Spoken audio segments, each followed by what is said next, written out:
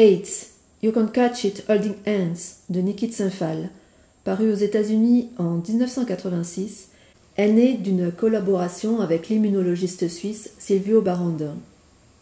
Il est publié en France en 1987 sous le titre « Le sida, c'est facile à éviter ». L'ouvrage manuscrit, écrit comme une lettre à son fils Philippe, montre une esthétique colorée vouée à s'adresser à un large public et une calligraphie cursive ronde caractéristique de l'œuvre de l'artiste. Le livre est pensé tel un manuel d'instruction, informant les adolescents et adultes sur le sida et le VIH. Il éclaire sur les gestes préventifs à adopter, déstigmatise les malades porteurs du virus, refuse le jugement et met à mal les informations fallacieuses dictées par une homophobie de plus en plus virulente. Nikit Saint-Phal privilégie la pédagogie. Elle promeut l'utilisation du préservatif et incite à se faire régulièrement tester.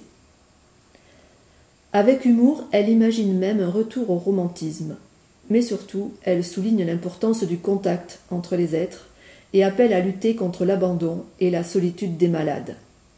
Si tu as un copain ou une copine atteint du sida, prends-le dans tes bras. Il n'y a aucun risque. L'ouvrage est publié dans une période de changement qui voit émerger un activisme manifeste.